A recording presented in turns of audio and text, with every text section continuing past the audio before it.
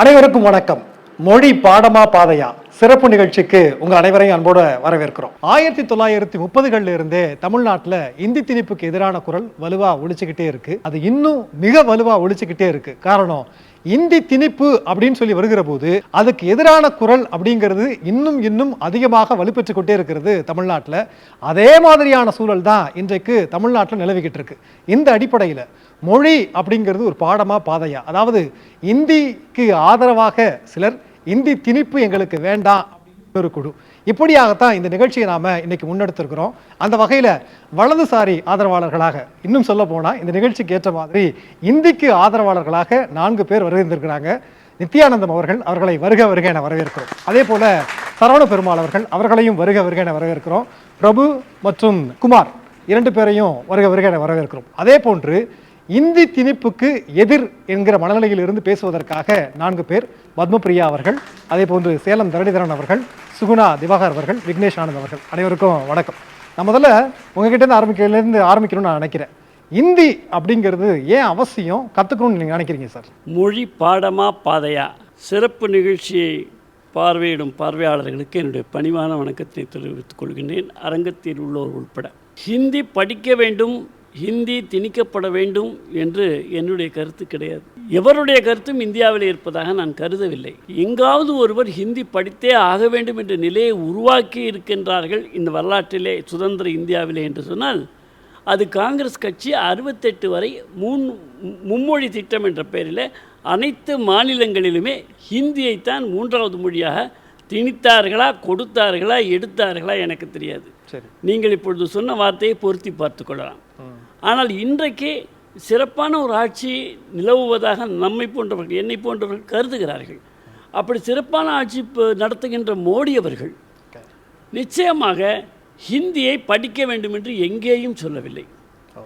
மும்மொழி திட்டம் என்று சொல்லியிருக்கிறது காரணம், நம்முடைய தாய்மொழியிலே தான் பாடமொழிகள் இருக்க வேண்டும், தாய்மொழியிலே தான் நாம் படிக்க வேண்டும். பிறகு ஆங்கிலம் தேவைப்படுத்திக் கொள்ளுங்கள். 3வதாக ஒரு இந்திய மொழியை படியுங்கள். இதைத்தான் அவர் சொல்லியிருக்கார். நீங்கள் ஹிந்தி ஏங்கிறதுல ஏன் எடுத்துட்டீங்க, இந்தி மொழியை படியுங்கள்னு நீங்கள் எழுத்து பிழையாக படித்தா அதுக்கு மோடியோ நானோ பொறுப்பாக முடியாது. எனவே ஒரு இந்திய மொழியை நீங்கள் படியுங்கள் என்று தான் அவர் சொல்லியிருக்கின்றார். அப்படி இருக்கின்ற பொழுது திணிப்பு என்ற பேச்சுக்கு இடமே இல்லை. நான் எப்பொழுதுமே அரங்கில் சொல்லுவேன், இந்தி மட்டுமல்ல, இனிப்பே ஆனாலும் திணிப்பது முறை அல்ல. அது யாராக இருக்கட்டும், திணிப்பு என்பது நாம் எதிர்க்கின்றோம், அவர்களோடு தான் நான் இருக்கேன், திணிப்பை எதிர்க்கிறவர்களோடு தான் இருக்கிறேன்.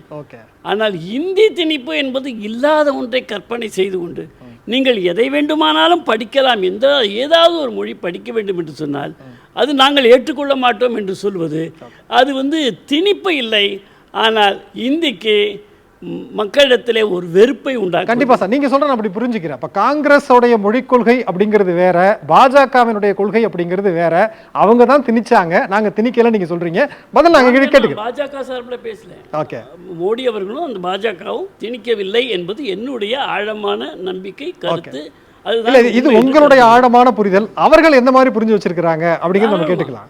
கண்டிப்பா கேட்டுக்கலாம்.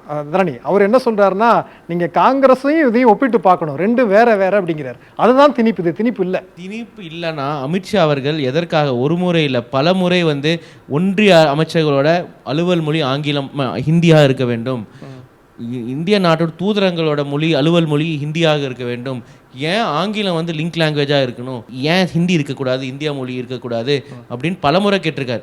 அதை நோக்கி பிரைம் மினிஸ்டர் மோடி அவர்களும் ஹிண்ட் பண்ணியிருக்காங்க.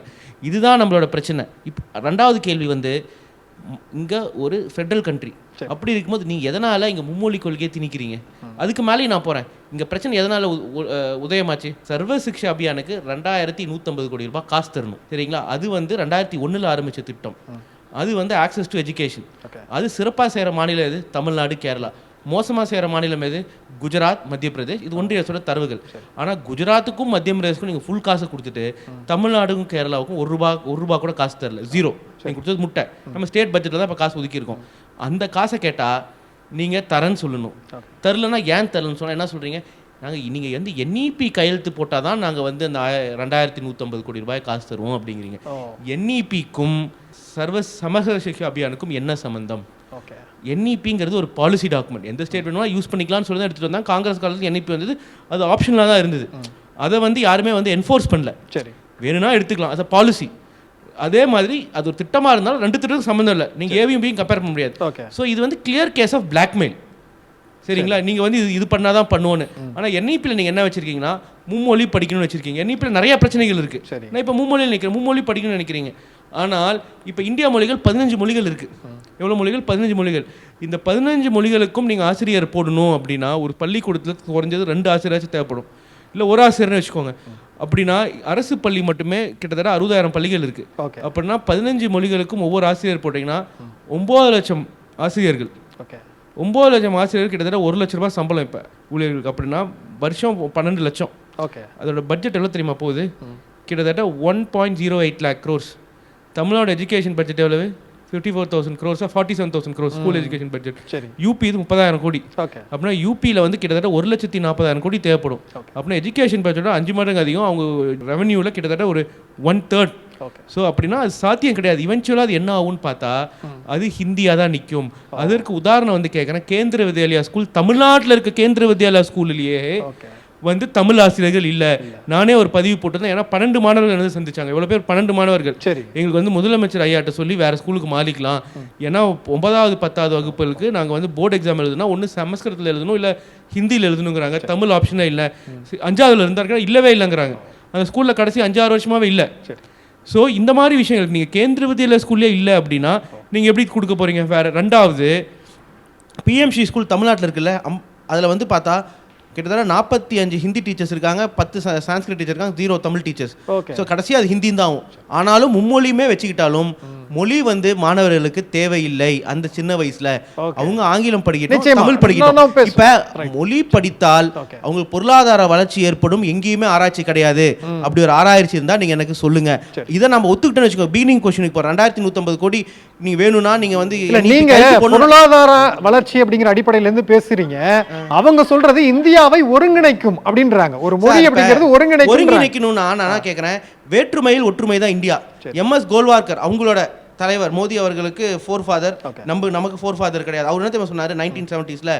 Uniformity does not mean more unity, uniformity will bring destruction to Nations. அப்படின்னா நீங்கள் யூனிஃபார்மிட்டி கொண்டு வந்தீங்கன்னா நாடு சீரழிஞ்சு தான் போவோம் அப்படின்னு அவரே சொன்னார். ஸோ இங்கே நம்ம தமிழ்நாட்டில் தமிழ் பேசுகிறோம், ஆந்திர பிரதேஷ் தெலுங்கானா தெலுங்கு பேசுகிறாங்க, அசாமில் அசாமீஸ் பேசுகிறாங்க, உத்தரப்பிரதேசில் ஹிந்தி பேசுகிறாங்க. நமக்குள்ள நம்ம பேசிக்கணும், நம்ம ஆங்கிலம் பேசிக்க போகிறோம்.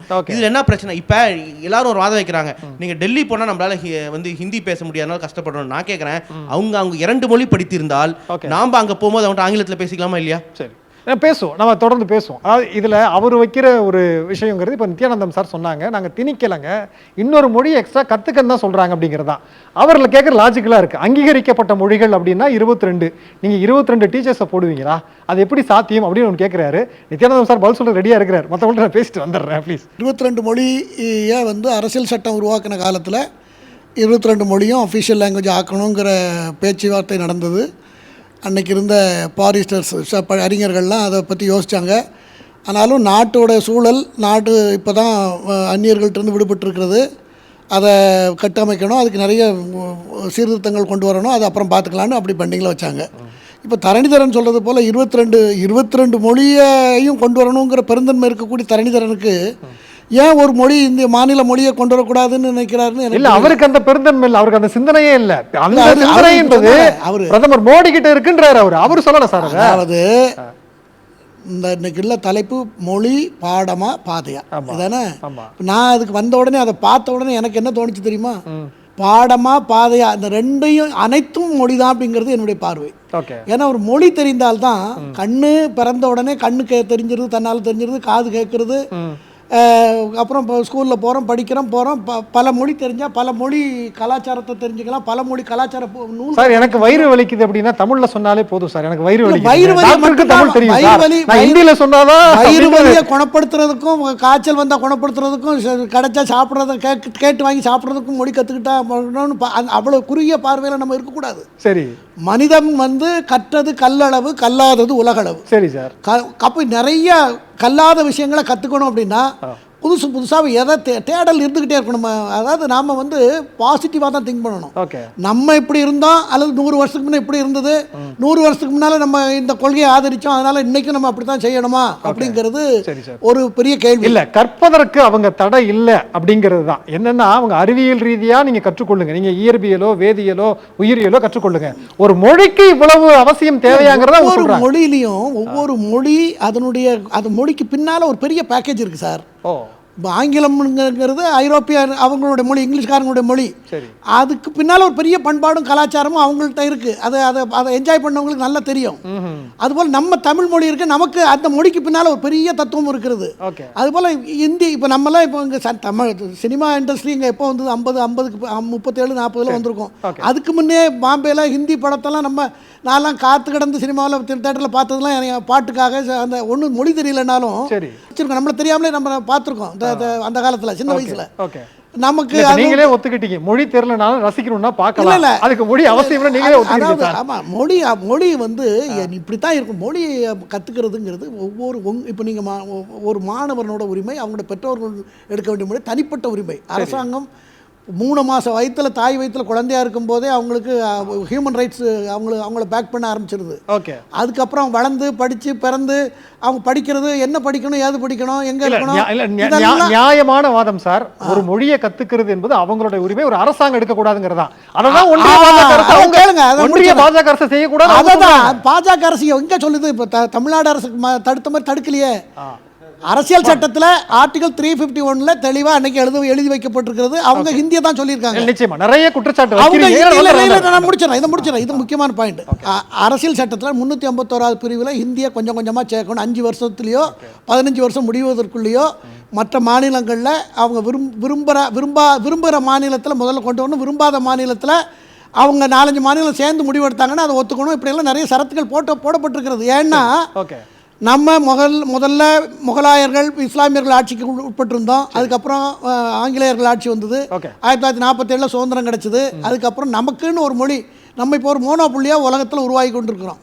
நமக்குன்னு ஒரு இப்போ ஜப்பான் வச்சிருக்கிற மாதிரி, ஜெர்மனி வச்சிருக்கிற மாதிரி, சீனா வச்சிருக்கிறது மாதிரி நமக்குன்னு ஒரு ட்ரேட் வேணும், ஒரு மொழியில் நமக்குன்னு ஒரு இண்டிபெண்டன்ட் வேணும் அப்படிங்கிறதுக்காக மத்திய அரசுக்கு இருக்கிறது. அரசியல் சாசனத்தினுடைய சூழல் அமைப்பே ஒரு துணை கண்டம். அரசியல் சாசனத்துடைய கடமை சார். நிறைய அவர் குற்றச்சாட்டு வைக்கிறார். அவங்களுடைய கருத்து இல்லை. இப்போ இதில் என்னென்னா முதல்ல இந்த இந்தி திணிப்பு அப்படிங்கிறது என்ன சொல்லுவாங்கன்னா, ஹிந்தி படித்தா தான் உங்களுக்கு வேலை கிடைக்கும். நீங்கள் தமிழ்நாட்டை விட்டு தாண்டி போனீங்கன்னா உங்களுக்கு வட மாநிலத்தில் அந்த ஹிந்தி தெரிஞ்சால் தான் உங்களுக்கு வேலை கிடைக்கும் அப்படின்னு சொல்லுவாங்க. இப்போ அப்படி சொல்ல முடியாது அப்படிங்கிறதுனால, ஏன்னா நமக்கு தெரியும் நம்ம கண்ணுக்கு முன்னாலேயே நிறைய வட இந்திய தொழிலாளர்கள், வடகிழக்கு இந்திய தொழிலாளர்கள் இங்கே வர்றாங்கிறப்ப இனிமேல் அந்த கதையை ஓட்ட முடியாது. ஹிந்தி படித்தா தான் வேலை கிடைக்கணும். அதனால் இப்போ என்னென்னா நீங்கள் வடநாட்டுக்கு போனால் நீங்கள் ஹோட்டலில் போய் சாப்பிடணுமா, உங்களுக்கு ஹிந்தி தெரியணும்.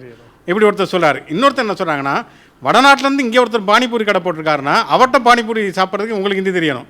நம்ம வடநாடு போனாலும் நமக்கு ஹிந்தி தெரியணும். ஒருத்தர் அங்கேருந்து இங்கே கடை போட்டாலும் நம்ம தான் ஹிந்தி தெரியணும். அவர் தமிழ் கற்றுக்கொண்டு அவர் பானிபூரி விற்க மாட்டார் அப்படிங்கிறது. இப்போ அடிப்படையில் என்னன்னா, மோடி பேசுறது உங்களுக்கு புரிய வேணாமா அப்படின்னு அடுத்து கேட்பாங்க. இந்த மோடியுடைய தாய்மொழியாக குஜராத்தி. மோடி பேசுகிறது குஜராத்திலேயே பேசட்டும். இன்னைக்கு ஒரு 2 விஷயம் நம்ம எடுத்துக்கலாம். ஒன்று 3வது மொழி அப்படின்னு தான் சொல்கிறோமே தவிர இந்தி மொழி கிடையாது அப்படின்னு சொல்கிறாங்க. அதில் இருக்கக்கூடிய நடைமுறை யதார்த்தம் பற்றி பேசணும். ஆசிரியர்கள் எத்தனை ஆசிரியர், இப்போ என்னுடைய மகனுக்கு இப்போ பெங்காலி படிக்கணும் அப்படின்னு விருப்பம் இருந்ததுன்னா அது கற்றுக் கொடுப்பதற்கு ஆசிரியர்கள் இருக்காங்களா? கிடையாது. ஒருத்தர் ஒடிசா கற்றுக்கணுங்கிற, ஒடிய மொழி கற்றுக்கணுங்கிறாரு, ஒருத்தர் அசாமிய மொழி கற்றுக்கணுங்கிறாரு. இது எல்லாமே கற்றுக் கொடுப்பதற்கான சாத்தியம் கிடையாது. இன்னொன்று நீங்கள் பார்த்தீங்கன்னா, இதெல்லாமே விட்டுட்டு பார்த்தீங்கன்னா, இப்போ பிஜேபி தொடர்ச்சியாக என்ன சொல்லுதுன்னா, ஆங்கிலம் என்பது ஒரு காலனி ஆதிக்கத்துடைய மொழி. அந்த மொழியை நீங்கள் ஆதரிக்கிறீங்களே, ஏன் இந்திய மொழிகளை நீங்கள் ஆதரிக்கலை? நாங்கள் இந்திய மொழிகளை ஊக்குவிக்க போகிறோம் அப்படிங்கிறாங்க. நல்ல விஷயம், இந்திய மொழிகளை ஊக்குவிக்கட்டும். இப்போ ஒரு திட்டம் கொண்டு வர்றாங்க. இப்போ சமக்கிர சிக்ஷா அபியான் அப்படின்னு ஒரு திட்டம் கொண்டு வர்றாங்க. சர்வ சிக்ஷா அபியான், ஜல்சக்தி துறை அப்படின்னு ஒரு துறைக்கு பேர் வைக்கிறாங்க. அதே மாதிரி பார்த்தீங்கன்னா 3 குற்றவியல் சட்டங்கள் எல்லாமே ஹிந்தி சமஸ்கிருதத்தில் தான். நீங்கள் இந்திய மொழிகளை ஊக்குவிக்கணும்னா ஒரு மசோதாவுக்கு தெலுங்கில் பேர் வைங்க, ஒரு துறைக்கு அசாமியில் பேர் வைங்க. குற்றவியல் சட்டம் 3 சட்டத்தில் ஒரு சட்டத்துக்கு தமிழில் பேர் வைங்க, ஒன்றில் தெலுங்குக்கு பேர் வைங்க, இன்னொன்றில் கன்னடமில் வைங்க. அது இல்லாமல் இப்போ இந்திய மொழிகளை நீங்கள் ஊக்குவிக்கிறீங்க அப்படின்னு சொன்னால் எல்லா மொழிகளையும் நீங்கள் ஊக்குவிப்பது அப்படிங்கிறது கிடையாது. இன்னொன்று குமார் சார் சொன்னார் வந்து கற்றது கல்லளவு கல்லாதது உலகளவு, எல்லா மொழிகளும் கற்றுக்கொள்வதற்கு நமக்கு எந்த விதமான தடையுமே கிடையாது. ஆனால் என்னென்னா அவங்கவுங்க விருப்பப்பட்டதான் இப்போ சொன்னாங்க இல்லையா, அதாவது மாணவர்கள் விருப்பப்படுகிறார்கள், ஆனால் ஒரு அரசு வந்து தடுக்கிறது, தமிழ்நாடு அரசு தடுக்கிறது இந்தியை தணிக்க. ஒன்று வந்து இந்தியை படிப்பதற்கு இங்கே தடை கிடையாது. இந்தி பிரச்சார சபாங்கிறது காந்தியே இங்கே தொடங்கி வைத்த ஒரு சபா, யார் வேண்டாலும் கற்றுக்கொள்ளலாம் அப்படிங்கிறது ஒரு நடைமுறையில் இருக்கக்கூடிய ஒன்று. இன்னொன்று பார்த்தீங்கன்னா வந்து இப்போ எந்த மொழிகளையும் கற்றுக்கொள்வதற்கு இங்கே தடை இல்லாதது மட்டும் இல்லை, கற்றது கல்லளவு கல்லாத உலகளவு அப்படின்னு சொன்னால் நீங்கள் அங்கே வட மாநிலத்தில் இருக்கக்கூடிய குழந்தைகளுக்கு எத்தனை மொழிகள் தெரியும், அவங்களுக்கு ஆங்கிலமே சரியாக தெரியவில்லை அப்படிங்கிறத இப்போ வரக்கூடிய தரவுகளாக இருக்கிறது. அப்படி இருக்கக்கூடிய சூழலில் நீங்கள் வந்து மூன்றாவது மொழி மும்மொழி கொள்கை, நீங்கள் எந்த இந்திய மொழிகளை வேண்டுமானாலும் படிக்கலாம் அப்படின்னு சொல்கிறது மறுபடியும் ஒரு இந்தி திணிப்புக்கு தான் அது கொண்டு போய் சேர்க்கிறது. இப்போ நீங்கள் ஏன் வந்து இந்திய திணிப்பை வந்து நம்ம எதிர்க்கிறோம் அப்படின்னு சொன்னால் வந்து எல்லா மாநிலங்களுடைய தாய்மொழிகளும் அது செறித்து போயிருக்கிறது. இப்போ நீங்கள் ராஜஸ்தான் எடுத்துக்கிட்டீங்கன்னா 1961 கிட்டத்தட்ட 70% பேர் வந்து ராஜஸ்தானி மொழி அவங்க தாய்மொழியில் பேசியிருந்தாங்க. 2011 பார்த்தீங்கன்னா 89% பேர் இந்தி பேசக்கூடியவர்களாக மாறிவிட்டார்கள். நீங்கள் வந்து வடநாட்டில் போனீங்கன்னா மீடியாவே வந்து தனித்தனி ஒரு மராத்தி மீடியாவோ ஒரு போஜ்பூரி மீடியாவோ கிடையாது. சினிமாவே பாலிவுட் சினிமாவாக மாறிடுச்சு. நீங்கள் வந்து போஜ்பூரில் ஒரு சினிமா எடுத்தீங்கன்னா அது வந்து ஒரு சின்ன சினிமாவாக இருக்கிறது. அப்போ எல்லா ஒரு மீடியாவில் இருந்து எல்லாவற்றையுமே வந்து இந்தி முழுங்கி விட்டது. அப்படிங்கிறப்ப இன்னைக்கு இப்போ தமிழ்நாடு முதல்வர் ஸ்டாலின் வந்து ஒரு ட்வீட் போடுறாருன்னா இன்னைக்கு மைதிலி தாய்மொழியாக கொண்டவர்கள் போஜ்பூரியை கொண்டவர்கள் அதை ஆதரிக்கிறார்கள். கரண் தாப்பர் பிடிஆருடைய நேர்காணல்னா அவங்க வந்து போகிறாங்க. இன்றைக்கி தமிழ்நாட்டுடைய குரலுங்கிறது முதல்ல முன்வைக்கப்பட்டப்போ அது வந்து ஒரு குறுகிய பிராந்திய நோக்கம் கொண்ட மொழிவெறியர்களுடைய குரலாக மட்டும்தான் பார்க்கப்பட்டது. இன்னைக்கு இந்தியாவில் இருக்கக்கூடிய அத்தனை பேரும் இதுதான் உண்மையிலே ஒரு பன்மைத்துவத்துக்கான ஒரு கூட்டாட்சி தத்துவத்துக்கான குரல் அப்படின்னு பார்க்குறாங்க. நிச்சயமா அவர் இன்னொரு விஷயத்தையும் சொல்றாரு சார். நான் வந்துடுறேன். ஜப்பான் அப்படின்னா அவங்களுக்கான ஒரு அடையாளம் இருக்கு மொழி அப்படின்னு. அப்போ இந்தியாவுக்குன்னு ஒரு அடையாளத்தை ஏன் நீங்கள் ஏற்க மறுக்கிறீங்க? இந்தியானா இந்தின்ற ஒரு அடையாளங்கிறத அவர் சொல்ல வராரு, நான் புரிஞ்சுக்கிறேன். அவர் சீனாவும் சேர்த்து சொன்னார் சார். பல நாடுகளுக்கு போனவர் சீனாவிலே ஒவ்வொரு மாகாணத்துக்கும் ஒவ்வொரு விதமான மொழி தான் இருக்குது. சீனாங்கிறது ஒவ்வொரு மாகாணத்துக்கும் ஒவ்வொரு விதமான வட்டார வழக்குகள் தான் இருக்கிறது, ஒரு ஒற்றைப்படுத்தப்பட்ட மொழிங்கிறது கிடையாது. இன்னொன்று நீங்கள் ஜப்பான் அப்படின்னு பார்த்தீங்கன்னா அது வந்து ஒற்றை மொழியை கொண்ட ஒரு நாடு. ஆனால் இந்தியாங்கிறது ஒற்றை மொழியை கொண்ட ஒரு நாடு கிடையாது. இந்தியாங்கிறது பல்வேறு மொழிகள், பல்வேறு மாநிலங்கள், பல்வேறு தேசிய இனங்களை கொண்டிருக்கக்கூடிய ஒரு கூட்டமைப்பு. மத்தியில் பொறுத்த வரைக்கும் இராணுவம், பொருளாதாரம், வெளியுறவுத்துறை, நாணயங்கள் அச்சடிக்கக்கூடிய அதிகாரம், இது மட்டும் ஒன்றிய அரசுக்கு இருந்தால் போதும். கல்வியிலிருந்து மற்ற அதிகாரங்கள் மாநிலங்களுக்கு வேணும். அதுதான் வந்து நம்ம சுயாட்சின்னு கேட்குறோம். இது அரசியலமைப்பு சட்டத்தை திருத்தி தான் கொண்டு வர முடியும். அரசியலமைப்பு சட்டத்தில் ஒன்று இருக்கிறது என்பதற்காக அப்படியே நம்ம ஏற்றுக்கொள்ள வேண்டிய அவசியமே கிடையாது. நிச்சயமா தானே ரொம்ப நேரமாக குறுக்கிட்டு இருக்கீங்க. இப்போ நீங்கள் ஒரு கேள்வி கேட்டீங்க, மோடி அவர்கள் ஹிந்தியில் தானே பேசுகிறாருன்னு. அறிஞர் அண்ணா சொல்கிற 2 மொழி கொள்கையை குஜராத்தில் பின்பற்றியிருந்தா மோடிக்கு ஆங்கிலம் தெரிந்திருக்கும், அமெரிக்கா போய் அசிங்கப்பட தேவையில்லை, இங்கே ஆங்கிலத்தில் பேசலாம், எங்களுக்கு எல்லாருக்கும் புரிஞ்சிருக்கும். சரிங்க, இதான் சொல்ல நினச்சேன். ரெண்டாவது வந்து இவங்க வந்து சார் சொன்னதுலேயே வந்து புரிதல் இருக்கிற வித்தியாசம் சொல்லிட்டார். இவங்க வந்து இந்தியாவை ஒரு ஹோமோஜீனியஸ் கண்ட்ரின்னு நினைக்கிறாங்க.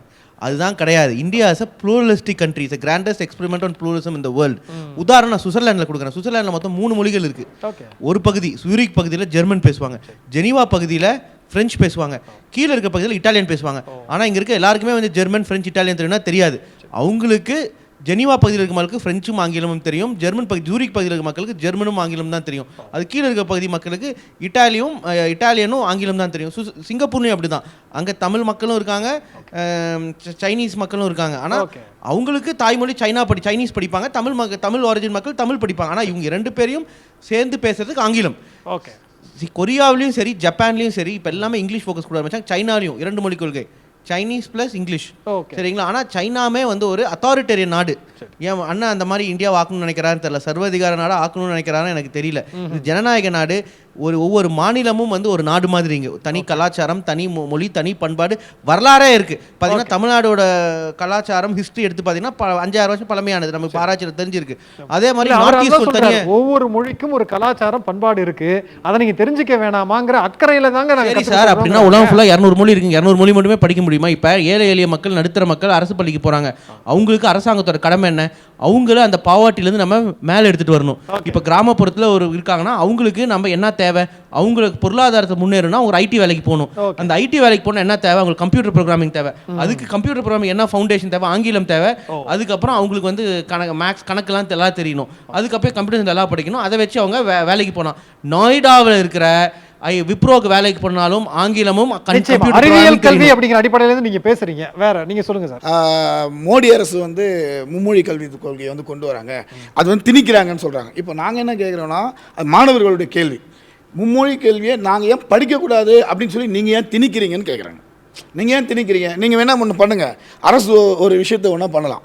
கல்வி நிலையங்களில் அரசு பள்ளிகள்லாம் போயிட்டு நீங்கள் ஓட் பேக்கிங் வைக்கலாம். மும்மொழி கல்வி தேவையா தேவையில்லையா அப்படின்னு நீங்கள் வச்சு பார்த்தீங்கன்னா கண்டிப்பாக தெரியும். எங்களுக்கு வந்து ஒரு கோடி கையெழுத்து கண்டிப்பாக தேவைன்னு ஒரு கோடி கையெழுத்து வாங்கினாங்களே, ஏதாவது தெரிஞ்சுதுங்களா? நிச்சயமாங்க, நீ கையெழுத்து வாங்கவே விடலைங்க. அரசகுமார் அவர் சொல்கிறாங்க 68 லட்சம் மாணவர்கள் வந்து சிபிஎஸ் கல்வியில் இருக்காங்க. அப்போது மும்மொழி கல்வி இருக்குது. 68 லட்சம் மாணவர்கள் படிக்கிறாங்க. அரசு பள்ளியில் 52 லட்சம் மாணவர்கள் தமிழ் மொழியும் ஆங்கிலம் மட்டும்தான் படிக்கிறாங்க. ஏன் காசு கொடுத்து அப்போ பிற மொழி மூன்றாவது மொழி இந்திய படிக்கலாம், காசே இல்லாதவங்க இலவசமா இருக்கக்கூடிய இலவசமா நாங்கள் என் பிள்ளைங்க வந்து அரசு பள்ளியில் ஏன் மூன்றாவது மொழி வந்து கற்றுக்க கூடாது பயிலக்கூடாது என்பதை ஏன் இந்த அரசாங்கம் நீங்க தடுக்கிறீங்க? கல்வியில இங்க வந்து இந்தியாவிலேயே கல்வியில மட்டும் நீங்க ரொம்ப அரசியல். எனக்கு ஒரு சந்தேகம் இல்ல சார், எனக்கு ஒரு சந்தேகம் டேட்டா அடிப்படையில் நான் கேட்கிறேன். கிட்டத்தட்ட ஒரு 60 வருடமா தமிழ்நாட்டில் இருமொழி கொள்கை தான் இருந்துகிட்டு இருக்கு. நீங்க வந்து ஏன் மும்மொழி கொள்கையை வந்து கற்றுக் கொடுக்கல நீங்க வருத்தப்படுறீங்க. இந்த 2 மொழி கொள்கையை படிச்சதுனால தமிழ்நாட்டு மாணவர்கள் எந்த வகையில பின்தங்கிட்டு தான் நீங்க நிச்சயமா இல்லவே இல்லை. தமிழக மாணவர்கள் உலகம் முழுவதும் சிறப்பாக எல்லா இடத்துலயுமே எல்லாம் கேக்குறாங்க. அவ்வளவுதான். அது இல்ல நாங்க இன்னொரு விஷயமும் சொல்றேன் கேளுங்க. நீங்க அப்படி சொல்றீங்க இல்லையா? அப்போ அரசு பள்ளிகளை விட இன்னைக்கு சிபிஎஸ் கல்வி எத்தனை பள்ளி இருக்கு நீங்க சொல்லுங்க? இஸ்லாமியர்கள் வேலூர்ல இங்க திருவல்லிக்கேணியில புளியாந்தோப்பு பகுதிகளில் உருது கத்துக்கணும்னு சொல்றாங்க. இங்க அரசு நீங்க வழிவகுத்து கொடுத்துருக்கீங்க, உருதை கத்துக்கிறாங்க. அப்ப நாங்க என்ன கேட்கிறோம்னா, அப்போ அதுக்கு மட்டும் நீங்க வழி கொடுக்குறீங்க. நீங்க என்ன சொல்றீங்க? 22 மொழிகள் இருக்கு, எல்லாத்துக்கும் ஒரு ஆசிரியர் போட முடியுமா? ஏன் அந்த கேள்வி நீங்க அவங்கள்ட்ட கேட்கல? அந்த வார்த்தை நீங்க அவர் கேட்கறது ரொம்ப நியாயமான கேள்வின்னு தோணுது. சிறுபான்மை பள்ளியில மட்டும் நீங்க கேள்வி கேட்க மாட்டீங்களே, இங்க மட்டும் கேட்கறீங்கன்றார். அதாவது ஒரு காரணம் அஃபோர்டபிலிட்டி.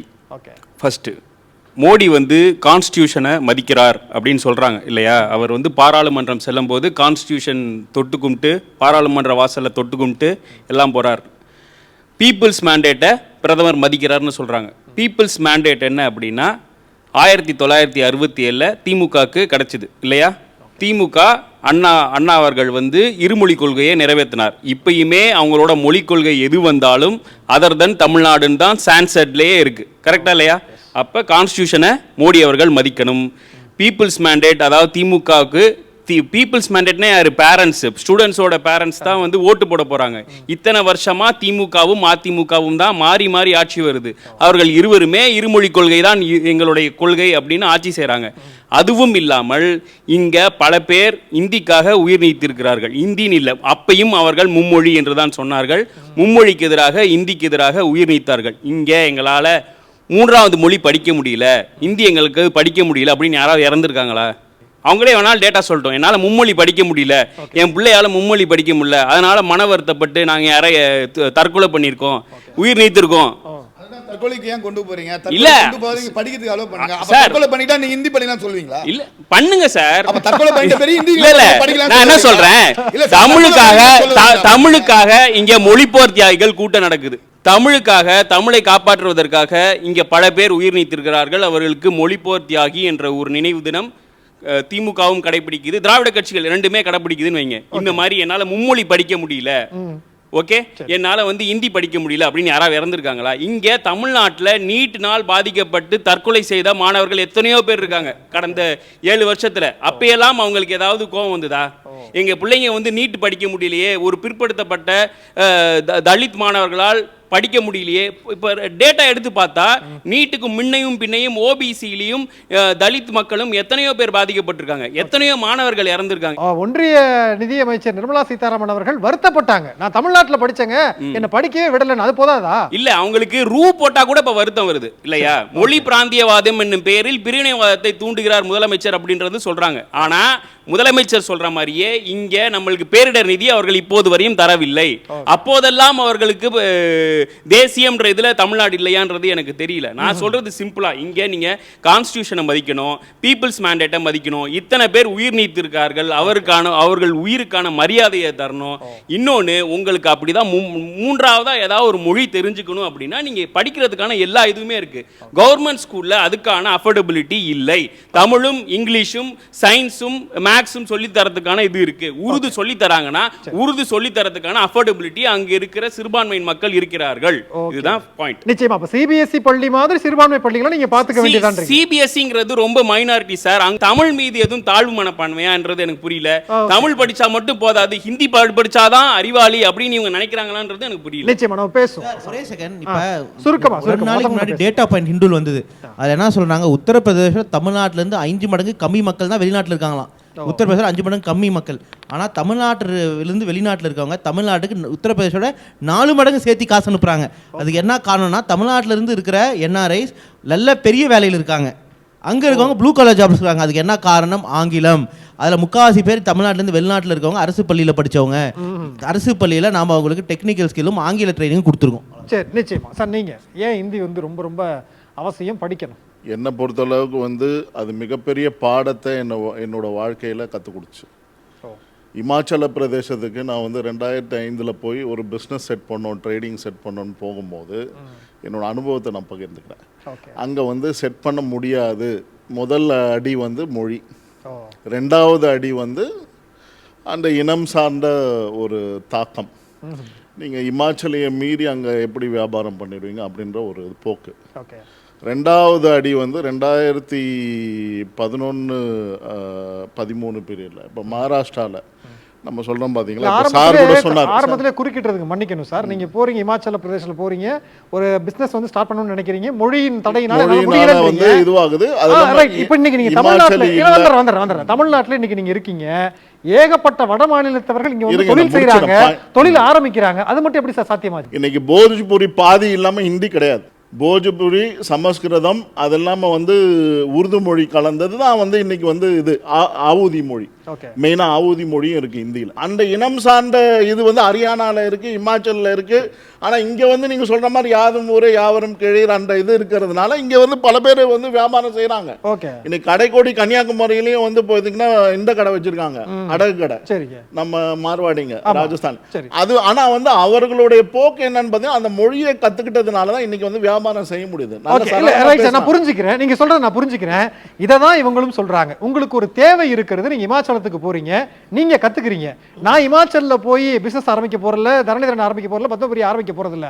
அவங்க இன்கேஸ் போனாங்கன்னா கத்துக்கிட்டோம். மொழின்றது வந்து ஒரு மனிதனுடைய இதயபூர்வமான ஃபீலிங்ஸ், எமோஷனலா இருக்கட்டும், ஐக்கியூவா இருக்கட்டும், அது வெளிப்படுத்துவதற்காக ஐநா சபையில 21 பிப்ரவரி வந்து தாய்மொழி தானு சொல்றாங்க.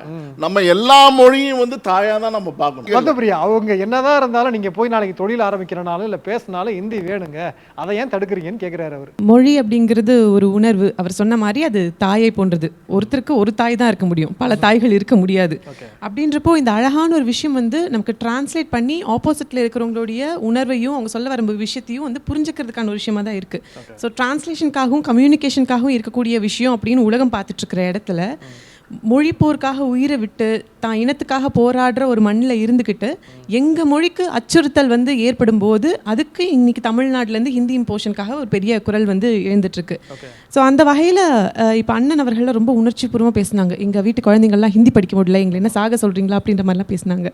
அவங்க வீட்டு குழந்தைகளுக்காகவும் சேர்த்து தான் இன்றைக்கி நாங்கள் போராடுறோம், தமிழ்நாடு போராடுறது. காரணம் ஃபெயிலியர் மாடலை எங்களை அடாப்ட் பண்ண சொல்லி இன்றைக்கி வந்து யூனியன் கவர்மெண்ட் வந்து எங்களை ஒப்ரெஸ் பண்ணுறாங்க, சப்ரெஸ் பண்ணுறாங்க.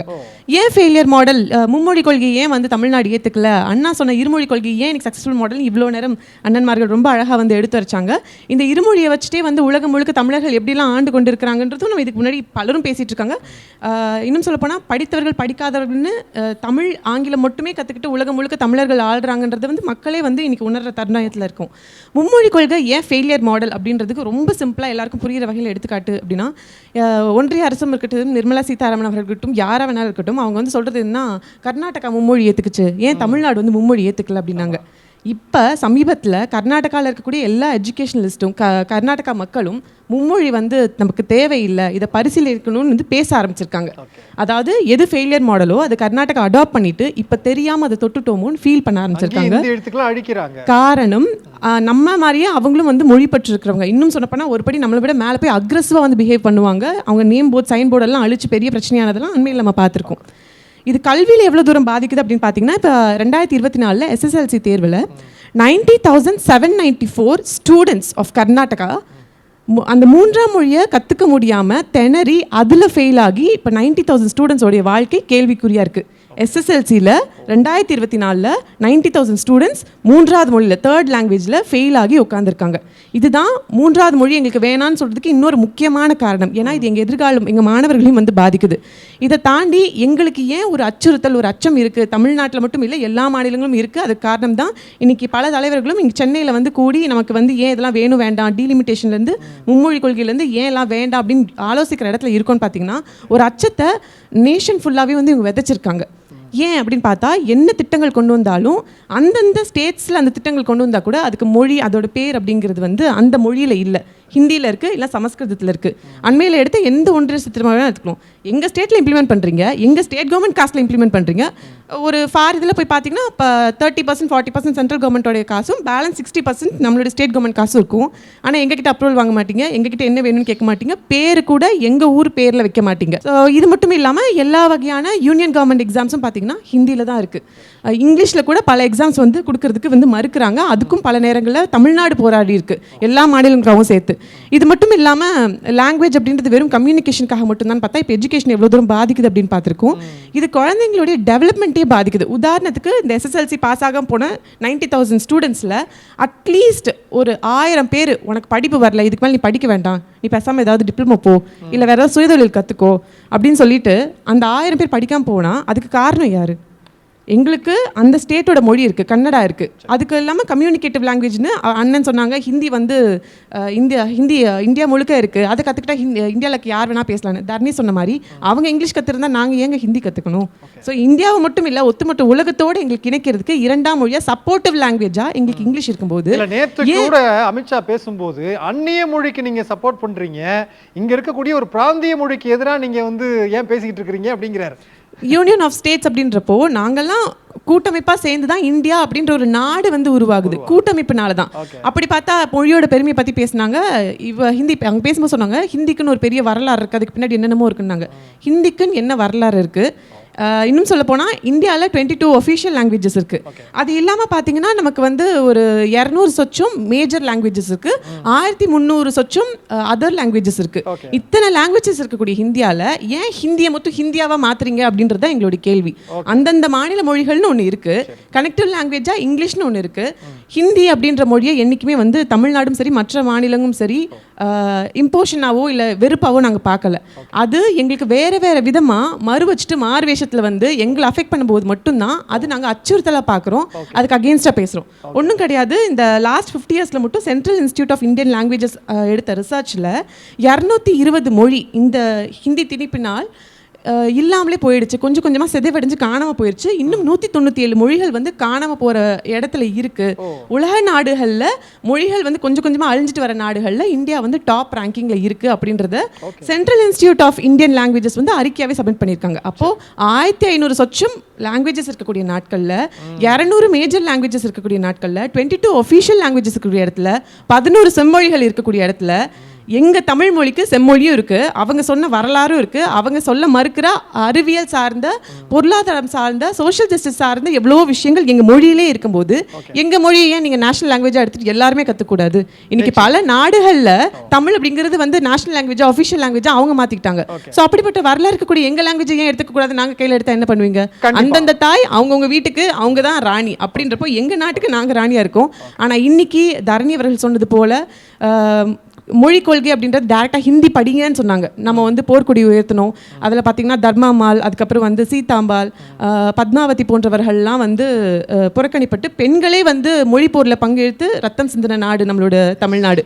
அப்படின்றப்போ ஹிந்தி இம்போஷனை டேரெக்டாக கொண்டு வந்தால் தானே நீங்கள் வந்து இவ்வளோ பிரச்சனை பண்ணுறீங்க, உங்களுக்கு இன்டேரக்டாக கொண்டு வரேன்னு சொல்லிட்டு இன்றைக்கி ஸ்கீம்ஸோடைய பேர்லேயும் அதுக்கப்புறம் இந்த நியூ எஜுகேஷன் பாலிசி மூலியமாகவும் மற்ற இதுவாலையும் மறு வச்சு மாறு வேஷத்தில் வருது. நீங்கள் எந்த கெட்டப் போட்டு வந்தாலும் மண்டையில் இருக்க கொண்டையை மறந்துட்டீங்கன்ற மாதிரி டெஃபினட்டாக நாங்கள் அக்செப்ட் பண்ணிக்க மாட்டோம். தர்மாமால இருந்தெல்லாம் சொன்னீங்க, நிர்மலா சீதாராமன் அப்படின்னு ஒரு அம்மாவும் இருக்கிறாங்க. நிர்மலா சீதாராமன் அவர்கள் மும்மொழி படிச்சிருந்தாங்கன்னா மேபி ஃபினான்ஸ் மினிஸ்டர் ஆகாமல் போயிருந்திருக்கலாம், கும்பமேளாவில் போய் அவங்களும் பார்ட்டிசிபேட் பண்ணியிருந்திருக்கலாம். இருமொழியில் படிச்சுட்டு போனதுனால மேபி ஷீ சக்ஸஸ்ஃபுல். ஓகே சொன்னார், நான் ஹிமாச்சல் பிரதேசில் போய் தொழில் வைக்கணும்னு நினச்சேன், ஹிந்தி தெரியாதனால செட்டப் பண்ண முடியல. ஆனால் நான் கேட்குறது, இப்போ உலகமே ஒரு குளோபல் வில்லேஜ் ஆயிடுச்சு. 200 400 மொழிகள் இருக்குது உலகத்தில். நீங்கள் எங்கே இருப்பீங்க 20 வருஷம் கழிச்சுன்னு தெரியாது. நான் 2 மொழியில் தான் படித்தேன், தமிழ் படித்தேன், ஆங்கிலம் படித்தேன். ஆனால் 17 வயசு ஆனதுக்கப்புறம் எனக்கு NIT போபால் அட்மிஷன் போச்சு, IIT JEE மூலமாக. ஸோ போபால் போனால் 4 மாதத்தில் ஹிந்தி கற்றுக்கிட்டேன். அதுக்கப்புறம் எனக்கு தெரியாது, அங்கேருந்து ஸ்காலர்ஷிப் கிடச்சிது. நான் ஆஸ்திரியா போனேன், அங்கே ஃபஸ்ட் வேலைக்கு போனேன். சரி, ஜெர்மன் சூழ்நிலை தேவைப்பட்டு ஜெர்மன் கற்றுக்கிட்டேன். அப்புறம் 4 வருஷம் கழிச்சு ஃப்ரான்ஸுக்கு போகிற சூழ்நிலை ஃப்ரெஞ்ச் கற்றாச்சு. ஆனால் இந்த 3 மொழியும் நான் பள்ளிக்கூடத்தில் ஒரு வார்த்தை கூட படிக்கல, சூழ்நிலை ஏற்பட்டது படித்தேன். இந்த வீடியோ நான் யூடியூப்பில் போட்டும்போது நிறையா தமிழர்கள் சொன்னாங்க, சார் நான் இப்போ தாய்வானில் வேலை செஞ்சுட்ருக்கேன், தாய்வான் போய் 4 மாதம் சைனீஸ் கற்றுக்கிட்டேன். இப்போ நான் ஒருத்தர் வந்து மெக்சிகோலேருந்து எழுதினார், நான் மெக்சிகோவில் இருக்கேன், நான் மெக்சிகோ வந்து 4 மாதம் ஸ்பானிஷ் கற்றுக்கிட்டேன் அப்படின்னு. ஸோ நீ எந்த மொழி கற்றுக்குவீங்க? இப்போ உலகம் வந்து குளோபல் வில்லேஜ், அதனால் அடாப்டபிள் தான். அடாப்டபிளா நான் இன்னும் 20 வருஷம் எது வல்லரசாக இருக்குன்னு கூட தெரியாது. இப்போ 50 வருஷம் முன்னாடி ரஷ்யா வல்லரசாக இருந்தது, ரஷ்யா தான் நெக்ஸ்ட் குளோபல் சூப்பர் பவர்னாங்க. இப்போ சைனா அந்த இடத்துல இருக்கு. இன்னும் 30 வருஷம் கழிச்சு வேற நாடு கூட இருக்கலாம். மொழிங்கிறது எப்பனாலும் கற்றுக்கலாம். கண்டிப்பா. அவங்க கேட்ட கேள்வி முதல்ல சார் பேசும்போது சொன்னாங்க, இப்போ பத்மபிரியாவும் சொன்னாங்க, நீங்க ட்ரெயின்ல இருந்து நீங்க வைக்கிற சட்டங்களுக்கும் திட்டங்களுக்கும் எல்லாமே இந்தியில பேரு, அப்ப அது திணிப்பு இல்லையா அப்படிங்கிற கேள்வி கேட்குறாங்க. முடிஞ்சா அந்த 3 சட்டங்கள் கொண்டு வந்தாங்கல்ல, முழுமையாக யாராவது சொல்லிட முடியுமா சார்? சார், இந்தியாவில் இன்னைக்கு 48% மக்கள் பேசக்கூடிய மொழி இந்தி மொழியாக இருக்குது. நான் இப்போ பிரதமர் சொல்லிட்டாரு, அதனால் இந்தியை தான் கொண்டு வர, அதுக்கு அந்த கதை எடுக்காதீங்க. சரி, அரசியல் சட்டம் எழுதப்பட்ட காலத்தில் இந்தியை ஏன் இன்சிஸ்ட் பண்ணாங்க அப்படின்னா, ஒரு நாடு பூராத்துலேயும் ஒரு மொழியை அதிகமாக பேசுகிற மக்கள் யாருன்னு எவ்வளோ பேருன்னு சர்வே பண்ணி தான் அதை கொண்டு வந்தாங்க. அதிகப்படியான மக்கள் பேசுகிற மொழி இன்றைக்கி கேரளாவை இவங்க வந்து கர்நாடகாவை சொன்னாங்க, கேரளாவில் மும்மொழி கொள்கை தான் இருக்குது. அவங்க 94% லிட்ரேசி ரேட் வந்து 94% அவங்க படித்தவங்க விகிதம் வந்து டாப்பஸ்ட்டாக இருக்குது, நம்மளை விட ஜாஸ்தி இருக்குது. நம்மளோடது 85.5 நம்மளோடது, அவங்க 94. டாப் 10ல் நம்ம தமிழ்நாடு இல்லை. முதல்ல அதை பிடிச்ச டாப் 10ல் ரேட்ல தமிழ்நாடு டாப் 10ல உங்களுக்கு தமிழ்நாடு மேலயும் தமிழ் மொழி மேலயும் எனக்கு பத்து இருக்குல்ல, நீங்க சர்டிஃபிகேட் பண்ணாதீங்க. டேட்டா காட்றேன். இல்ல நான் இருக்க டேட்டா பார்த்தா நான் சொல்றேன். நான் பேசும்போது நீங்க பதில் சொல்லுங்க. நீங்க பேசும்போது இல்ல சார், அதாவது நம்ம கருத்தியல் ரீதியான ஒரு எதிர்கருத்து இருந்தா நான் பதிவு பண்ணிட்டேன். அந்த கருத்து தவறா இருக்கும்போது தவறானதுன்னு அவர் ப்ரூவ் பண்ணிட்டு நீங்க இல்ல, எனக்குமே அந்த சந்தேகம் உண்டு. நீங்க அந்த டேட்டாவை எந்த இடத்துல இருந்து எடுத்தீங்க? கல்வியை பொறுத்த வரைக்கும் தமிழ்நாடு லிட்டரசில எந்த பள்ளி கல்வியிலே சரி, இல்ல பல்வேறு அரசு கொடுத்த நிறைய சர்வே ரிப்போர்ட்ஸ்லயே டாப் 3 டாப் 5ல ஸ்கூல் எஜுகேஷன்லயும் ஹையர் எஜுகேஷன்லயும் தமிழ்நாடு தான் ரேங்கிங்ல முன்னாடி இருக்கு, உங்க சென்ட்ரல் கவர்மெண்ட் கொடுத்ததுல. நான் இப்போ உங்களுக்கு இது முடிஞ்ச உடனே நான் கண்டிப்பா எதிர்பார்க்க ஒண்ணு இல்ல சார், இவங்க பிரச்சனை என்னன்னா வாட்ஸ்அப் வர விஷயத்துல ஏஐ வர விஷயம் மட்டும் சொல்றாங்க. ரெண்டாவது உங்களுக்கு தமிழ்நாடு மேலயும் தமிழ் மேலயும் என்ன அவர்ஷன்னு தெரியல. முன்னாடி இருக்கிற ஃபர்ஸ்ட் கேரளா, 2வது மிசோரம், 3வது திரிபுரா, 4வது கோவா, 5வது ஹிமாச்சல், 6வது நாகாலாந்து, 7வது சிக்கிம். இது எல்லாமே சின்ன சின்ன மாநிலங்கள். பெரிய மாநிலங்கள்ல முதல்ல இருக்கிற 8வதுல இருக்கிற தமிழ்நாடு. இதுதான் டேட்டா. இப்ப சொல்லுங்க. இல்ல இப்ப சொன்னீங்கல்ல, நான் ஆதாரத்தை சொல்லிட்டேன்ல. எதுக்கு உங்களுக்கு தமிழ்நாடு மேல இவ்வளவு கடுப்புன்றேன்? நீங்க தமிழ்நாட்டுல தானே இருக்கீங்க. இல்ல நீங்க தமிழ்நாட்டுல தானே இருக்கீங்க. காமிச்சிட்டு பேசுங்க. 2 விஷயத்தை மிக முக்கியமா சொல்ல விரும்புறேன். வந்து ஒன்னு, அரசு பள்ளிகளுடைய மாணவர்கள் விரும்புகிறார்கள், இந்தியை படிக்க விரும்புகிறார்கள். அதை வந்து படிப்பதற்கு அரசு தடையாக இருக்கிறது. மாணவர்கள் விரும்புவதை ஏன் வந்து நீங்கள் தடுக்கிறீங்க அப்படின்னு சொல்கிறாங்க. இப்போ இந்த வாதத்தை எடுத்துக்கிட்டோம்னா, இப்போ நீட் தேர்வில் வந்து வெற்றி பெற்ற மாணவர்களுக்கான ஒரு கலந்துரையாடல் கவர்னர் மாளிகையில் நடக்குது.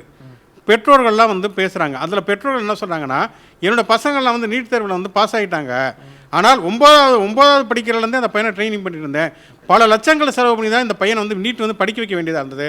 அதனால் தயவு செய்து நீட் தேர்வை நீங்கள் ரத்து செய்யுங்க, வேறு எந்த மாணவர்களும் பாதிக்கப்படக்கூடாதுன்னு அந்த மாணவருடைய பெற்றோர்கள் சொன்னப்போ, ஆளுநர் என்பது ஒரு காலகட்டம் நீட் தேர்வு ரத்து செய்ய மாட்டேன், நீட் தேர்வுக்கான மசோதாவுக்கு வந்து கையெழுத்து போடாமல் நிப்பாட்டி வைப்பதனுடைய அர்த்தமே நீட் தேர்வுக்கு வந்து நான் வந்து விளக்க, அந்த மசோதா வந்து ரத்து செய்யப்பட்டு விட்டதுன்னு அர்த்தம்னு சொன்னார்.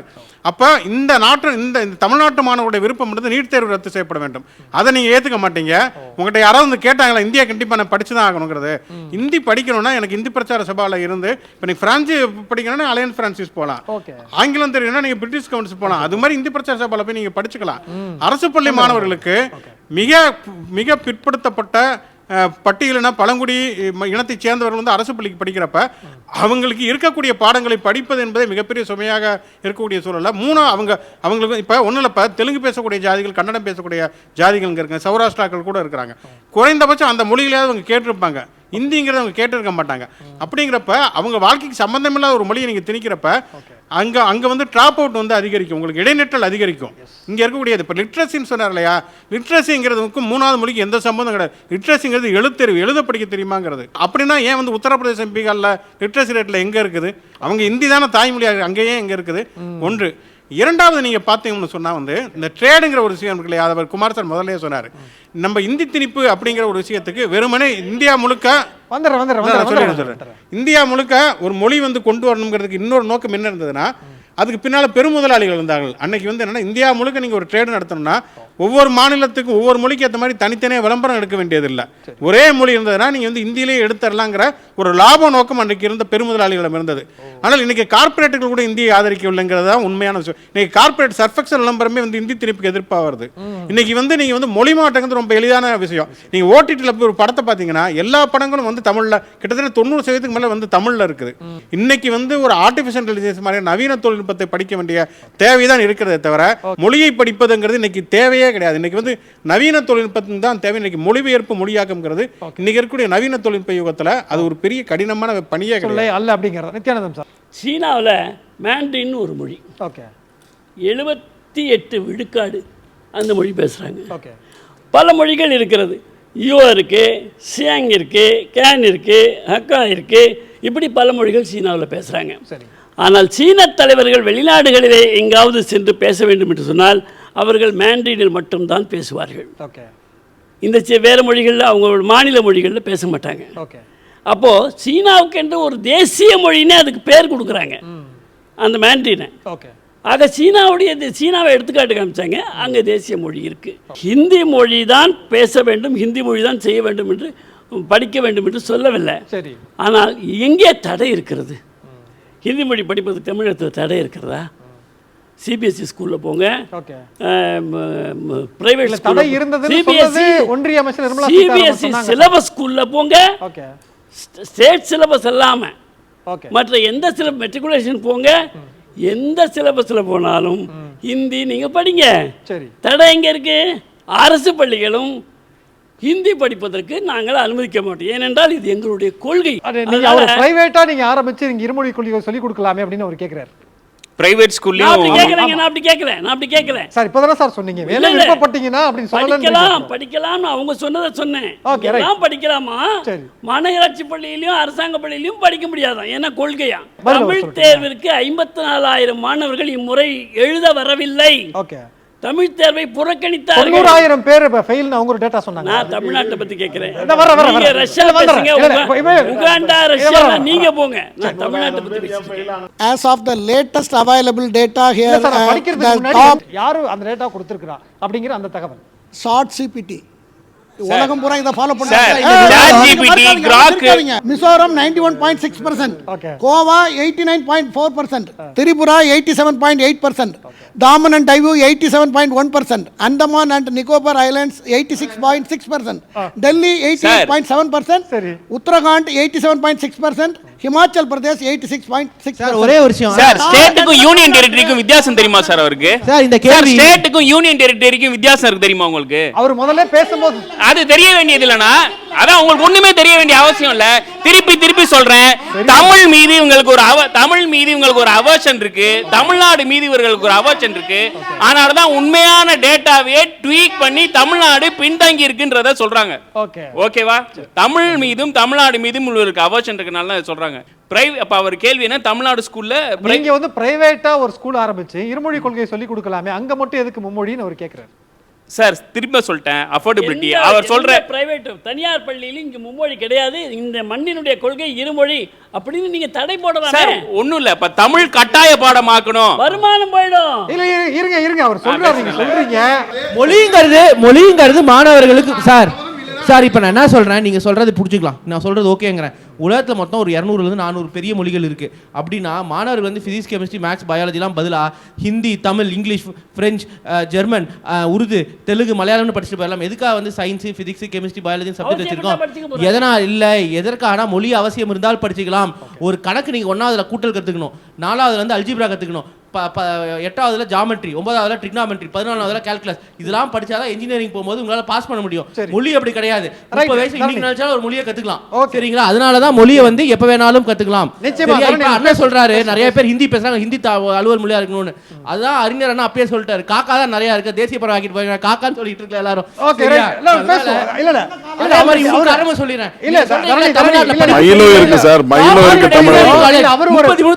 அவர் ஒரு குற்றச்சாட்டு வச்சிருக்காரு, அதுக்கான பதில் அவர் சொல்லி முடிச்சு விட்டோம் சார். இது வந்து தமிழ்நாடு அரசின் கொள்கை அப்படிங்கிறார். இருமொழி கொள்கை அரசு பள்ளியில் இருக்கணும்ன்றது. ஆமாம், இது தமிழ்நாடு அரசின் கொள்கை தான். இதை சேலஞ்ச் பண்ணி பிஜேபியோ இல்லை நாங்கள் மும்மொழி கொள்கை தான் இது பண்ணுறோம் அப்படின்ட்டு அடுத்த எலெக்ஷனில் ப்ரொடெஸ்ட் பண்ணட்டும், அவங்க கண்டெஸ்ட் பண்ணட்டும். ஓகே, இருமொழி கொள்கை தான் வேணும்னு திமுகவும் திராவிட கட்சிகள் போராடுது. ஓகேவா? நாங்கள் மும்மொழி கொள்கை தான் கொண்டு வர போகிறோம் அப்படின்னு அவங்க கண்டெஸ்ட் பண்ணட்டும். பீப்புள் மேண்டேட் கொடுக்கட்டும் சார், இவங்க கொடுக்க வேண்டாம் இல்லையா? இன்னொன்று, 2019 நெப்பு டிராஃப்ட் வரும்போதே மும்மொழி கொள்கையில் இந்தி இருந்தது. After agitation from Tamil Nadu Hindi என்பது நீக்கப்பட்டு ஏதாவது இந்தி பேசும் மொழி அப்படின்னு கொண்டு வந்தது. இவங்க எப்படி காதுல பூ சுத்துவாங்கன்றத சின்ஸ் 1949 இந்த கட்சியும் பார்த்துருக்கு, தமிழ்நாடும் பார்த்துட்டு இருக்கு. காங்கிரஸ் வந்து ஸ்டேட் லிஸ்ட்ல இருக்கிறத அவங்க லெஜிஸ்லேட் பண்ணவே இல்லை. நீட் எங்களுக்கு வேண்டாம் என்று கலைஞர் கேட்டபோது சரி அது தமிழ்நாட்டிற்கு விலக்கு கொடுத்தது. இருமொழி கொள்கை எங்களுக்கு வேணும்னு அண்ணா கேட்டபோது மத்திய ஒன்றியத்தில் காங்கிரஸ் இருந்த கட்சி வச்சுக்கோங்க, நீங்க லெஜிஸ்லேட் பண்ணுங்க, நான் அக்னாலேஜ் பண்றேன். இங்க 2 தடவை, இன்னும் சொல்ல போனா 3 தடவை ஏடிஎம்கே ஒரு பீரியட்ல, டிஎம்கே 2 தடவை வந்து நீட்டுக்கு எதிராக ஒரு லெஜிஸ்லேட் பண்ணி அனுப்பின நீட்டுக்கு எதிரான சட்டத்தை இன்னும் படுத்து தூங்கி தமிழ்நாட்டு மக்களையும் தமிழ்நாட்டோட அரசாங்கத்தையும் இவர்கள் புறக்கணிக்கிறார்கள். தமிழ்நாடு சார்பா ரெப்ரசென்ட் பண்ற எம்பிகளை அன்சிவிலைஸ்ட் அப்படின்னு சொல்றாங்க, அப்புறம் மன்னிப்பும் கேட்கறாங்க. ஓகே, நிச்சயம் அவரு இன்னொரு பார்வை வைக்கிறாரு சார். என்னன்னா மொழி அப்படிங்கிற நிறைய இடம் இருந்ததுன்னா பிரிவுபட்டு போகும். ஆனா நீங்க இந்த மொழி திணிப்பின் மூலமாகத்தான் பிரிவினைங்கிற சிந்தனையே வரும்னு நீங்க சொல்றீங்க. நம்ம எப்படி எடுத்துக்கிறது? இல்லை, பாகிஸ்தான் பிரிவினை பற்றி அம்பேத்கர் ஒரு புத்தகம் எழுதியிருக்கார், தயவு செஞ்சு அவர் படிக்கட்டும். அதில் அம்பேத்கர் என்ன சொல்கிறாருன்னா, இந்தியா பாகிஸ்தான் வந்து பிரியக்கூடாது அப்படின்னு நினைக்கிறப்ப வந்து ஒரு சஜஷன் முன்வைக்கப்படுகிறது. இந்தியாவுக்கும் பாகிஸ்தானுக்கும் சேர்த்து ஒரே மத்திய அரசு இருக்கலாம் அப்படிங்கிற ஒரு யோசனை முன்வைக்கப்படுறப்ப அன்னைக்கு பாகிஸ்தான் ஆதரவாளர்கள் வந்து அதை ஏற்றுக்க மாட்டேங்கிறாங்க. அப்படிலாம் மத்திய அரசு வந்து 2 நாடுகளுக்கு வேண்டாம் அப்படிங்கிறப்ப அம்பேத்கர் என்ன எழுதுகிறான்னா, இன்றைக்கு பாகிஸ்தானில் இருப்பவர்கள் ஒரு மத்திய அரசு வேண்டாம் என்று வந்து எதிர்க்கிறார்கள், நாளைக்கு இந்தியாவில் இருப்பவர்களும் ஒரு மத்திய அரசு வேண்டாம் என்று எதிர்ப்பார்கள். ஏன்னு சொன்னால், ஏன் எதிர்ப்பார்கள்னா 2 காரணம் சொல்கிறார். இந்தியா என்பது பன்மைத்தன்மை கொண்ட நாடு, பல மொழிகள் பல கலாச்சாரங்கள் உள்ள ஒரு நாடு. இதுக்கு மத்தியில் வந்து ஒரு அரசுங்கிறது எந்த தன்மையில் இருக்குங்கிறது. 2வது, இந்த மத்திய அரசை நிர்வகிக்கக்கூடிய பொறுப்பு எல்லாமே மாநிலங்களுடைய தலையின் மீது தான் சுமத்தப்படும். அதிலேயே சொல்கிறார், சென்னை மாகாணம் வந்து எவ்வளோ வந்து நிதி ஒதுக்குது, வங்காளம் எவ்வளோ ஒதுக்குங்கிறப்ப சென்னை மாகாணம் வங்காளம் தான் அதிகமான நிதியை ஒதுக்கிறது. இவர் கிட்டத்தட்ட 1940 சொல்கிறார் அம்பேத்கர். இந்த நிதிச்சுமையை வந்து மாநில அரசுகளால் தாங்க முடியாது, எனவே ஒரு காலகட்டத்தில் மத்திய அரசே வேண்டாம் என்று தூக்கி எறிவார்கள் சொல்லி அம்பேத்கர் எழுதியிருக்கார். அம்பேத்கர் வந்து முழுமையாக படிக்கணும், அவருக்கு தேவையான விஷயங்களை பற்றி மட்டும் படிக்கக்கூடாது. இன்னொன்று பார்த்தோம்னு சொன்னால் வந்து இந்தியா என்பது என்னன்னா, நம்ம மீண்டும் மீண்டும் சொல்லுகிறோம், வந்து யூனியன் ஆஃப் த ஸ்டேட் தான். பல்வேறு மொழிகள் பல்வேறு தேசியங்கள் கூடிய ஒரு கூட்டமைப்பு. அதில் நீங்கள் வந்து ஒரு ஒற்றை மொழியை வந்து திணிச்சிங்கன்னா தான் அது வந்து தேசத்துடைய ஒற்றுமைக்கு வந்து எதிராக போகும். ஒரு தேசம் என்பது, ஒரு பன்மைத்துவம் என்பது எல்லா வித்தியாசங்களும் அங்கீகரிப்பது, எல்லாமே ஒற்றுமையாக இருக்குது, அதில் எந்த பிரச்சனை கிடையாது. ஆனால் அதே நேரத்தில் உங்களுடைய ஒற்றுமையை வந்து உங்களுடைய தனித்துவத்தை நான் அங்கீகரிக்கணும். இன்றைக்கி நீங்கள் வந்து என்னுடைய மொழியோட தனித்துவத்தை நீங்கள் அங்கீகரிக்க மாட்டீங்க, நாளைக்கு மதத்தோட தனித்துவத்தை அங்கீகரிக்க மாட்டீங்க, உணவு பழக்க வழக்கத்தோட தனித்துவத்தை அங்கீகரிக்க மாட்டீங்க. இப்போ அவர் சொல்கிறார் இல்லையா, வந்து இப்போ காங்கிரஸ் அரசாங்கத்தில் திட்டங்களுக்கெல்லாம் பேர் வச்சாங்க தான், அது வந்து நம்ம எதிர்க்கிறோம். ஆகாசவாணின்னு பேர் வச்சப்பே திமுக போராட்டம் நடத்தியது. எப்போ எதுக்கு ஆகாசவாணிங்கிற பேருக்கு போராட்டம் நடத்திருக்காங்க சார்? ஏன் சார் நீங்க படிக்கிற பேப்பர் மட்டும் தான் வரலாறு படிங்க, என்ன 4 பக்கத்தை படிச்சுட்டு அதை பத்தி மட்டும் பேசிட்டு இருக்காங்க. நடவடிக்கையை படிக்கிறேன், பேப்பர் இல்ல சார். ஆகாசவாணி பேர் வச்சு திமுக எதிர்த்ததா இல்லையா? இருக்கும்போது எடுத்திருக்காரா? என்ன சார், மந்திரியா இருக்கும்போது ஹிந்தி பெயர்களை வைக்கும்போது எடுத்திருக்கேன். எல்லாத்தையும் எதிர்த்து தான் சார் இருக்காங்க சார் வந்து. 1913 மன்மோகன் ஆட்சியில் சொல்றேன். 1913 எங்க சார் மன்மோகன் Sorry, சிங்? 2013 2013 இல்ல நீங்க நீ சொன்னா தவறா சொன்னா அவர் உள்ள போறதான் செய்வாரு. சரி, காங்கிரஸ் மன்மோகன் சிங் ஆட்சி காலகட்டத்தில் ஆட்சி எப்போ வந்தது? 2013லயா? நீங்க நீங்க தான் தானே சார் சொல்றீங்க சார். உங்களுக்கு தெரியாதா? நீங்க எனக்கு தெரியும் சார், நீங்க தப்பு செஞ்சீங்க, திருந்த மாட்டேங்கிறீங்களா நீங்க? அப்ப நீங்க என்ன சொல்றீங்க? திருத்தறதுக்கு பல முயற்சிகள் பண்ண திருந்த மாட்டேங்கிறீங்களா நீங்க? இல்ல நித்யானந்தம் சார், ஒரே ஒரு நிமிஷம். நீங்க இவ்வளவு பேரை படிச்சீங்கல்ல, எழுதி வச்சுட்டு மன்மோகன் சிங் ஆட்சியில இந்திக்கு பேர் வச்சாங்கன்னு 3 அந்த சட்டங்களுடைய பேரை அப்படியே சொல்லுங்க சார். ஏங்க இப்போ ஹிந்தி மொழி வந்து நமக்கு பாடமா பாதையாங்கிற தலைப்புல சட்டம், நான் என்ன சட்ட நிபுணரா? சார் சட்ட நிபுணரா இருக்கணும்னு அவசியம் இல்லை சார். நீங்க இப்போ ஒவ்வொரு பேரா சொன்னீங்க. ஆமாங்க. அதுக்கெல்லாம் அந்த நான் என்ன கேக்குறேன்? வேண்டிய அவசியம் இல்லை. நான் என்ன கேக்குறேன்? 3 சட்டங்களுடைய பேரை இன்றைக்கு மொழி இல்ல சார். சார் கேள்வி ரொம்ப simple. இன்றைக்கு இப்போ நீங்க மடமாத்த வேண்டாம். 3 சட்டங்களுடைய பெயரை இந்தியில வச்ச பெயரை நித்யானந்தம் சாரால சொல்ல முடியல. ஒத்துக்கிறீங்களா? ஒத்துக்கிறீங்களா? இல்லங்க. இல்ல ஏங்க சார், ஆங்கிலேயர் 1100 ஆண்டு காலமாக நம்மளை அடிமைப்படுத்தினாங்க. வீரபாண்டிய கட்டபொம்மனை தூக்கில போட்டாங்க, கொடிகாத்த குமரனை சாகடிச்சாங்க.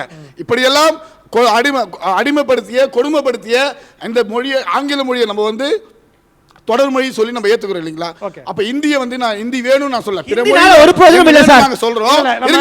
இந்தியா முழுவதும் இருக்க தொடர் மொழி இந்தியா இல்ல. அமித்ஷா சொல்றாரு, அமித்ஷா சொல்றாரு, ஏன் நீங்க இந்திய கத்துக்கிறது தவறுன்னு கேக்குறாரு. சரிங்களா?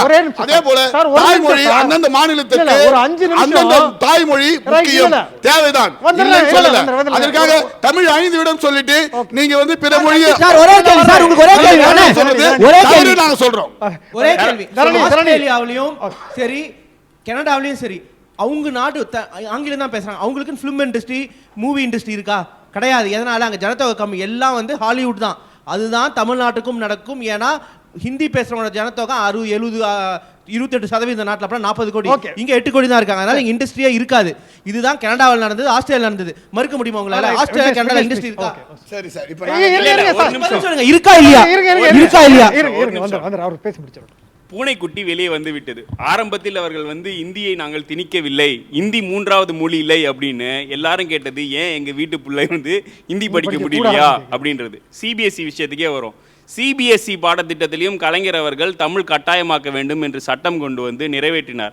அதுக்கு எதிராக போய் சேலஞ்ச் பண்ணது சிபிஎஸ்இ பள்ளிகள் தான். சிபிஎஸ்இ பள்ளிகள்லாம் தூக்கட்டும், ஒன்றிய அரசு தூக்கட்டும், ஃபேர் சமச்சீர் கல்வி ஒட்டுமொத்தமாக கொண்டு வந்துடலாம்.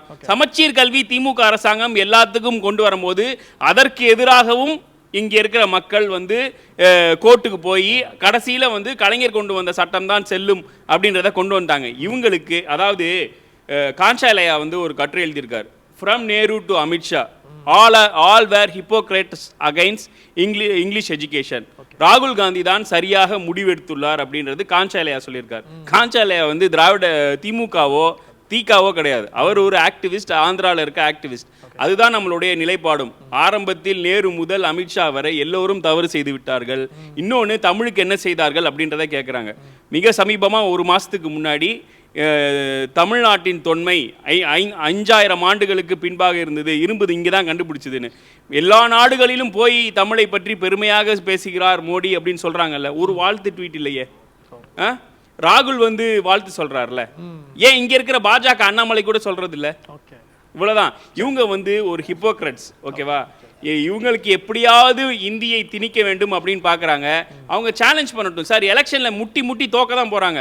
அடுத்த எலெக்ஷனில் 26 எலெக்ஷனில் லெட் தம் சேலஞ்ச், எங்களுக்கு 3 மொழி கொள்கை வேணும், இந்தி வேணும்னு சொல்லட்டும். இங்கே நம்ம சைடு வந்து இருமொழி கொள்கை தான், தமிழும் ஆங்கிலமும் போதும்னு நம்ம சேலஞ்ச் பண்ணுவோம். மக்கள் யாருக்கு மேண்டேட் கொடுப்பாங்க அக்செப்ட் பண்ணிப்போம். அப்பனே காத்திரு மஹல் பனாயா ஆப் ஹி ஜாக்கே ஜங்கல் சோயா. இது எந்த பாஷை? எந்த சினிமாவில் வந்தபோது? நான் ஹிந்தி படித்தேன். நான் வந்து அரசினர் உயர்நிலைப் பள்ளியில் தமிழ் தான் எடுத்து படித்தேன். பிறகு என்னுடைய இளங்கலையிலே ஹிந்தி எடுத்து படித்தேன். அதுக்கு முன்னாடி ஹிந்தி பயிற்சி எடுத்துக்கிட்டேன். புரியுதுங்களா? எனக்கு இன்றைக்கு ஹிந்தி தெரிஞ்சிருக்கு. அதனால ஒன்று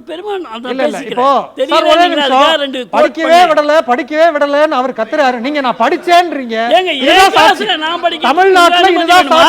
அடிப்படையா குழந்தைகளுக்கு என்ன தேவை, அடுத்த தலைமுறைக்கு என்ன தேவை, அடிப்படையா கல்வின்றது தமிழ்நாட்டில் இருக்கிறதுனால தான் இங்கே அடிப்படையாக தமிழும் இங்கிலீஷும் எல்லாருக்கும் சொல்லி கொடுக்குறோம். இந்த அடிப்படை தன்மை நார்த் இந்தியாவில் ஃபெயிலியராக இருக்குது. அடிப்படையாக கிடைக்க வேண்டிய கல்வியே இன்றைக்கும் நிறைய பேருக்கு மறுக்கப்பட்டு இருக்கு. மும்மொழி கொள்கை, 3 லாங்குவேஜ் பாலிசி, இந்த இம்போஷன் அப்படின்றது ஃபெயிலியர் மாடல்னு ஏன் சொல்கிறோம்னா, இன்னும் எந்த ஸ்டேட் கவர்மெண்ட்டும் தயாராக இல்லை, தன்னிறைவு அடையலை. நாங்கள் யூனியன் கவர்மெண்ட் கொடுக்குற காசை திருப்பி எங்ககிட்ட கொடுக்கறதுக்கே ஒவ்வொரு துறையும் சண்டை போட்டு வாங்க வேண்டியது இருக்குது. உதாரணத்துக்கு நம்ம NEPக்கு இந்த 2152 கோடி வாங்கின மாதிரி. அப்போது இங்கே ஆல்ரெடி ஒரு ஃபெயிலியர் சிஸ்டம் போயிட்டு இருக்கு. அப்படின்றப்போ நீங்கள் மறுபடியும் லாங்குவேஜ் பர்டன் ஒன்று குழந்தைங்க மேலே திணிச்சு அந்த குழந்தைங்களை படித்து பாஸ் ஆகி வாங்க அப்படின்னு வெறும் கல்வி அப்படிங்கிறது புரிதலுக்காக உருவாக்கப்படுறது. இப்போ நம்ம முதல்வர் சொல்கிறாரு, நீங்கள் வந்து சயின்ஸ் கற்றுக்கோங்க, நீங்கள் வந்து மேக்ஸ் கற்றுக்கோங்க, அதை வந்து நாங்கள் நெக்ஸ்ட் லெவல் கொண்டு போகிறோம்னு சொல்கிறாரு. ஸோ அவர் சொன்ன மாதிரி இது எங்கள் மேலே சோஷியல் ப்ரெஷரை கிரியேட் பண்ணுது, ஃபினான்ஷியல் ப்ரெஷரை கிரியேட் பண்ணுது, கல்ச்சுரல் ப்ரெஷரை கிரியேட் பண்ணுறதுனால தான் 3 லாங்குவேஜ் பாலிசி வேண்டாம் அப்படின்னு சொல்கிறோம். அண்ட் இன்னொன்று என்னென்னா, இவங்க எல்லாரும் வைக்கிற இன்னொரு பாயிண்ட் என்ன பார்த்தீங்கன்னா, எங்கள் வீட்டு பசங்களை ஹிந்தி படிக்க விட மாட்டேன்றாங்க, உங்கள் வீட்டு பசங்க பாவம் ஏழை பிள்ளைங்க ஹிந்தி படிக்க வேண்டாமான்னு. ஹிந்தியை வந்து என்னமோ ரொம்ப ப்ரெஸ்டீஜியஸான விஷயம், அதை வந்து படிக்கிறத வந்து தடுக்கிறாங்க, அது பணம் இருக்கிறவங்க மட்டும் தான் படிக்க முடியும் அப்படின்ற ஒரு விஷயத்தை கொண்டு வராங்க. அதுவே முற்றிலும் தவறான ஒரு பாயிண்ட். காரணம், ஹிந்தியால் ஏக் பானிபூரின்னு கேட்கறத தவிர்த்து வேற எந்த யூஸும் கிடையாது. உண்மை அதுதான். அந்த ஒரு மொழியை கற்றுக்கிறதுனால மட்டும் என் வாழ்வு நெக்ஸ்ட் லெவலில் போகுதுன்னு கேட்டால் நிச்சயம் இல்லை, நிச்சயம் இல்ல. அவர் கேட்டு நிகழ்ச்சி நிறைவு செய்ய வேண்டிய ஒரு கட்டாயம் இருக்கிறது. ஏன்னா நேரம் கடந்து விட்டது. ஒன்னே ஒண்ணுதான், வாதங்கள் பிரதிவாதங்கள் இருந்துகிட்டே தான் இருக்கிறோம். விக்னேஷ் ஒண்ணு சொன்னார், நீங்க 2026 தேர்தலை சந்திக்கிற போது இன்றைக்கு மக்கள் என்ன முடிவெடுப்பார்கள் அப்படிங்கிறது தெரியும். நிகழ்ச்சியில் பங்குண்ட விருதுநகர் பேருக்கும் மிக்க நன்றி. தேங்க்யூ.